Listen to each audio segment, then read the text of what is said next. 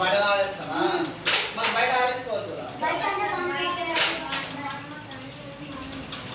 బయట వాన పడతానా వాడతా సరే ఇప్పుడు ఏమైనా ప్రాబ్లమ్స్ ఉన్నాయా ఇక్కడ సార్ మంచిగా చూసుకుంటారు వాడండి సార్ ఫుడ్ మంచిగా మెయిన్ ఏడుంది ఫుడ్ మెయిన్ ఏడుంది ఈ లెట్రిన్ బాత్రూమ్ నీట్నెస్ చేయించిన అండ్ అది వాటర్ ప్లంబర్ విషయంలో డ్యామేజ్ ఉంటే అది కూడా నీట్నెస్ చేయించిన.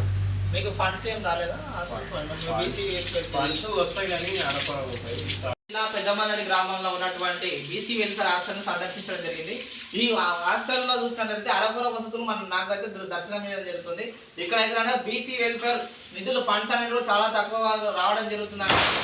హాస్టల్ వార్డెన్ కుమారస్వామి గారు మనకు తెలియజేస్తున్నారు. ఇది అరకొర బడ్జెట్ని కేటాయించి బీసీ పిల్లలకు ఈరోజు అన్యాయం జరుగుతుందని తెలుసు. ఈ రోజుకి విద్యార్థుల సంఖ్య తగ్గిపోతుంది. రాను రానుగా బీసీ వెల్ఫేర్ హాస్టల్లో విద్యార్థుల సంఖ్య తగ్గిపోవడానికి గల కారణం ప్రభుత్వ నాయకులు దృష్టి సారించాలి తగ్గకుండా.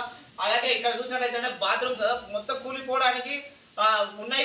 పిల్లలు ఎలా యూజ్ చేస్తారో బిల్డింగ్ కూడా డిస్మెంటల్కి రెడీగా ఉంది. ఇలాంటి డిస్మెంటల్ రెడీగా ఉన్న బిల్డింగ్లోనే ఈరోజు విద్యార్థులని నడిపిస్తున్నటువంటి హాస్టల్ నడిపిస్తున్నారు.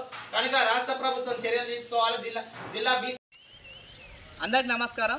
నేను మీ వనపర్తి నియోజకవర్గ కాంటెస్టర్ స్వతంత్ర ఎమ్మెల్యే అభ్యర్థి దయానంద్ ముదిరాజ్. ప్రస్తుతము వనపర్తి నియోజకవర్గం వనపర్తి పెద్దమందడి గ్రామంలో బీసీ వెల్ఫేర్ హాస్టల్ని మేము సందర్శించడం జరిగింది. చాలా వరకు పత్రికా మాధ్యమాల్లో ఈ బీసీ వెల్ఫేర్ హాస్టల్ పైన ప్రత్యేక కథనాలను చూడడం జరిగింది. అందులో భాగంగానే ఈరోజు బీసీ వెల్ఫేర్ హాస్టల్ని విజిట్ చేయడం జరిగింది.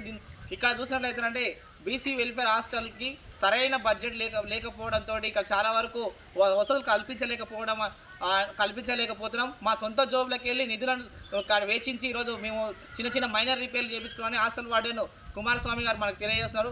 అయితే వాస్తవానికి అయితే ఈ బిల్డింగ్ అనేది కూడా పూర్తిగా డిస్మెంటల్ స్థాయికి వచ్చింది. విద్యార్థులకు ఏ టైంలో ఏమవుతుందని కూడా తెలియని పరిస్థితి. కనుక రాష్ట్ర ప్రభుత్వం అధికారులు వెంటనే స్పందించి బీసీ వెల్ఫేర్ హాస్టల్ని ఈ నూతన భవనాన్ని కేటాయించాలని మేము కోరడం జరుగుతుంది. బీసీ విద్యార్థులు సంక్షేమ హాస్టల్లో విద్యార్థుల సంఖ్య పెరిగే విధంగా ఈరోజు రాష్ట్ర ప్రభుత్వం చర్యలు చేపట్టాలి. బీసీ వెల్ఫేర్ హాస్టళ్లకు ప్రత్యేక బడ్జెట్ను కేటాయించాలి. గురుకులాలకు ఎలా బడ్జెట్ కేటాయిస్తున్నారో నేను బీసీ హాస్టల్లో కూడా అలాగే ప్రత్యేక బడ్జెట్ని కేటాయించాలని నిధులు సమకూర్చాలని మేము రాష్ట్ర ప్రభుత్వానికి గౌరవ ఎమ్మెల్యే గారికి మేఘారెడ్డి గారికి అలాగే సీఎం రేవంత్ రెడ్డి గారు కూడా మేము హృదయపూర్వకంగా విన్నవించుకుంటున్నాము. కనుక నేటి విద్యార్థులు రేపటి తరాల పౌరులు తీర్చిదిద్దే బాధ్యత మన పైన ఉంది. కనుక ఈరోజు విద్యార్థుల పక్షాన మనం ఆలోచించాల్సిన అవకాశం ఎంతగానో ఉంది. కనుక మేము తెలియజేయడం ఏంటంటే విద్యార్థులను సరైన రీతిలో విద్యా విధానం పైన దృష్టి సారించాలని గౌరవ ఎమ్మెల్యే గారికి రేవంత్ రెడ్డి గారికి మేము విన్నపం చేసుకుంటున్నాం.